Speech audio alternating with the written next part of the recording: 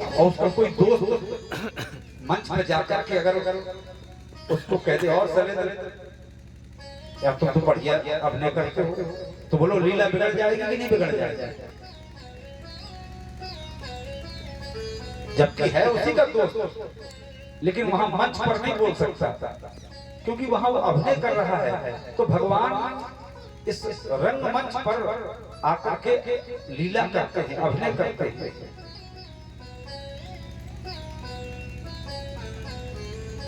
अगर भगवान लीला न करते तो बोलो आज हम आप बैठ करके यहाँ का कुरानवाद करते होते, सुनते होते, तो भगवान जो है अवतार किस लिए लेते हैं? विप्र धेर सुर संत हित लीन मनुज अवतार। विप्र सबसे पहले ब्राह्मणों के बड़े बड़े अनन्य भक्त है भगवान। धेर, इसके बाद गाय, फिर सुर, फिर देवताओं के। विप्र धेर सुर संत, फिर इसके बाद संतों के। इन चार के लिए भगवान इस धराधाम पर अवतार लेते हैं। भक्तों, भगवान का कार्य ही भक्तों को का कल्याण करना है। परित्राणाय साधूनां विनाशाय च दुष्कृतां, दुष्टों का संहार करने के लिए और मानवों का कल्याण करने के लिए भगवान इस धराधाम पर अवतार करते हैं। उस निर्विकार से, निराकार से, उस निर्गुण से और सगुण साकार रूप में अवतरित होते हैं।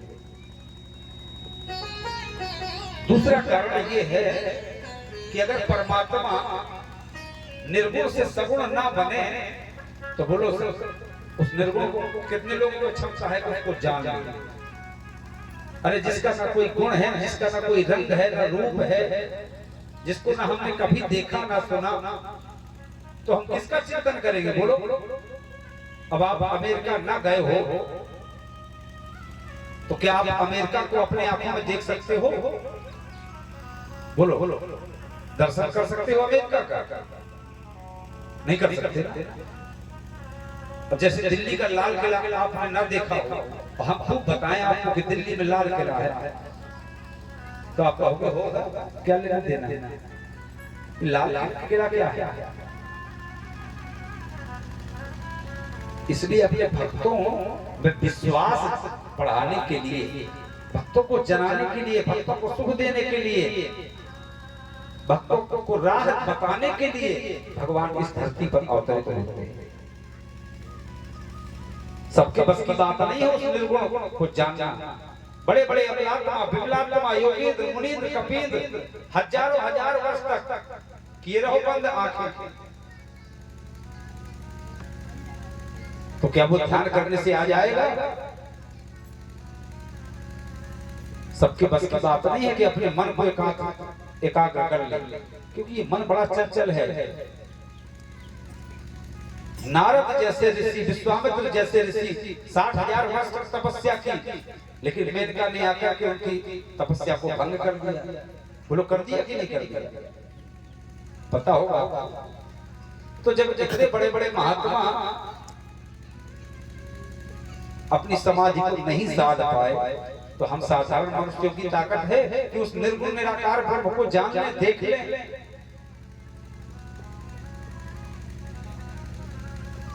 देखिए हमारी रामलीला समिति के जो कमेटी के अध्यक्ष और उपाध्यक्ष हैं, आज दोनों मूर्ति विराजमान है हमारे बीच में।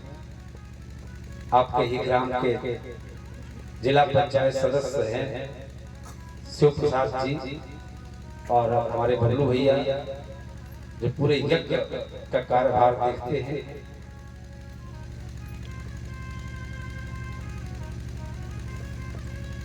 और एक बात कहूं, कुछ भी हो, ये परम सौभाग्य है कि मैंने ये बहुत गांव में कथा करता हूं, बहुत जगह जाता हूं, देश विदेश में कथा करता हूं। भारत का कोई ऐसा प्रांत नहीं है जहां मेरी कथाएं ना होती हो, लेकिन 3 वर्ष से यहाँ आ रहा हूं परासन ग्राम। पर ऐसे श्रोता बहुत कम जगह मिलते हैं कि वक्ता के बैठने के पहले श्रोता यहाँ पर आ जाए और वक्ता को डंडा करे, अरे महाराज जल्दी कथा शुरू करो, थोड़ा जल्दी कथा शुरू कर दिया करो। ऐसे लोग बहुत कम मिलते हैं। तो सच्चे श्रोता वास्तव में मुझे इसी गांव में मिले तो बड़ा अपने आप को सौभाग्यशाली मानता हूँ, क्योंकि वक्ता की शोभा श्रोताओं से है। तभी तो रामचरितमानस में गोस्वामी जी ने लिखा, श्रोता वक्ता ज्ञान निधि कथा राम के गो। सबसे पहले श्रोता का नाम लिया, वक्ता का नाम नहीं लिया। बोले महान कौन है? बोले श्रोता। श्रोता ना हो तो वक्ता की क्या कीमत? बोलो बोलो। सोनी ना हो तो सोने की क्या कीमत है? बोलो बोलो। कोई कीमत नहीं।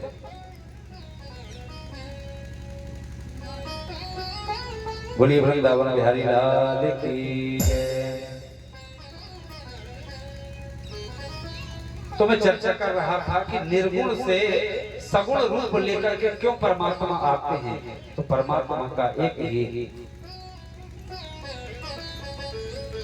उद्देश्य है कि यदा यदा ही धर्मस्य ग्लानिर्भवति अभ्युत्थानं धर्मस्य तदात्मानं सृजाम्यहम्। ये स्वयं भगवान गीता में कहते हैं, जब जब धर्म की हानि होती है, लोग पाप वृत्ति की ओर बढ़ते हैं, तो परमात्मा को अवतरित होना पड़ता है भक्तों की रक्षा के लिए। और जब वह निर्गुण से सगुण रूप लेकर के इस धराधाम पर आता है, ब्रजवासियों के साथ खेलता भी है, खाता भी है, पांव भी मटकाता है, कमर पर हाथ रख के एक हाथ सिर पर रख करके लटके झटके दिखाता है, गोपियों को ले जाता है, अनेक लीलाएं करता है वह परमात्मा। तो महाराज भक्त भी आनंदित होते हैं और भगवान भी आनंदित होते हैं। जैसे आपने देखा होगा कि जब कोई व्यक्ति पिता बनता है और उसका छोटा सा बच्चा आंगन में खेलता है, तो पिता भी बच्चे के साथ खेलने के लिए घोड़ा बन जाता है, बच्चे को अपनी पीठ पर बैठा करके घुमाता है।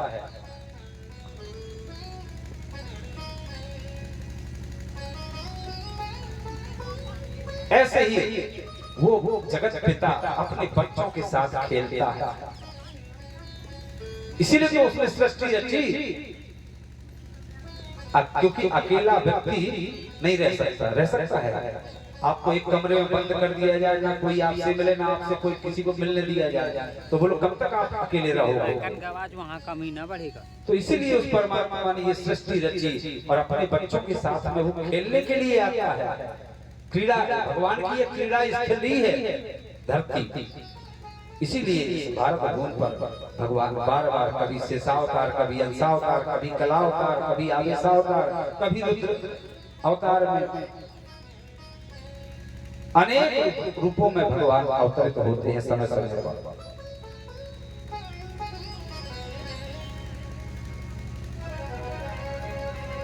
छोटे बच्चों को जैसे हम लोग चिढ़ाते हैं ना, खेलते हैं उनके साथ, ऐसे ही वो परमात्मा अपने भक्तों के साथ खेलता है। कभी गोपियों का माखन चुराता है, कभी बच्चों की खेल खेल में गेंद को कालिया तह में फेंक देता है। तो क्रीड़ा भी करता है और भक्तों की लाज भी रखता है, भक्तों का कल्याण करता है और अपने पुत्रों को समय समय पर रास्ता भी दिखाता है। नैनों से तीर चलावे ये चपल नयन बनवारी, नैनों से तीर चलावे ये चपल नयन बनवारी।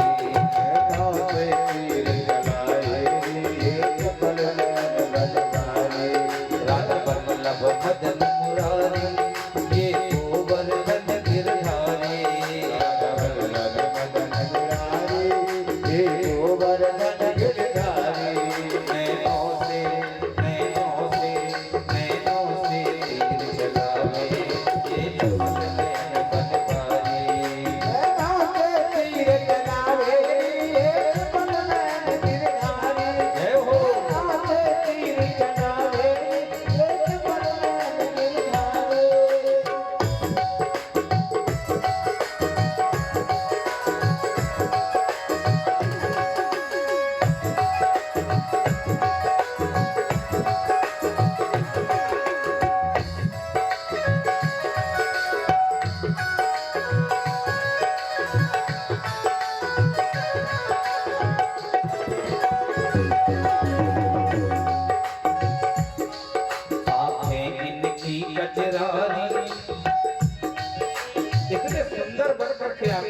परमात्मा वह ब्रह्म निर्गुण से सगुण रूप में जब धारण होके आता है, अवतरित होकर के आता है, तो इतना दिव्य स्वरूप लेकर के आता है कि सारा संसार उनका दीवाना हो जाता है, मोहित हो जाता है उनकी छवि पर। आंखें इनकी गजरारी ये चोट करे करारी, आंखें इनकी गजरारी या चोट करे करारी, मोह खायल ये कर जावे ये चपल बदमारी।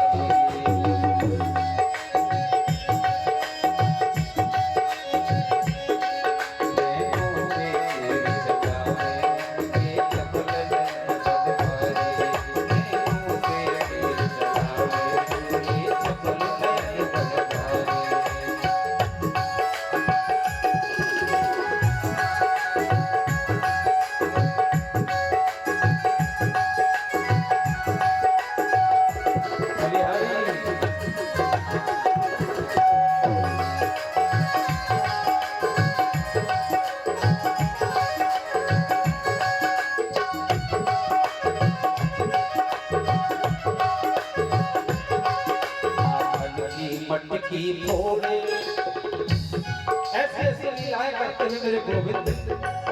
माखन की मटकी फोड़े और माँ भी मेरी मरोड़े, माखन की मटकी फोड़े और माँ भी मेरी मरोड़े, माखन की मटकी फोड़े और माँ भी मेरी मरोड़े, और माँ भी मेरी मरोड़े, और माँ भी मेरी मरोड़े,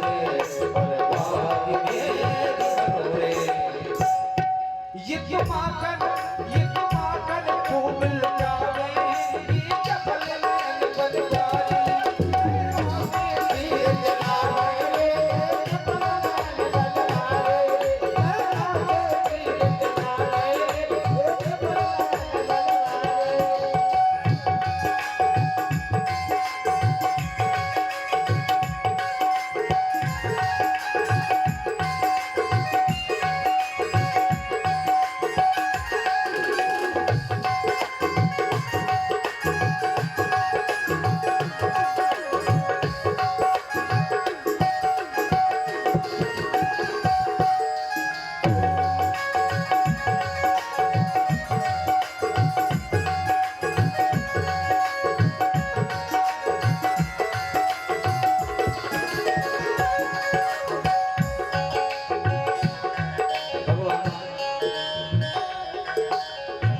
कभी ब्रजवासियों को परेशान करते हैं तो कभी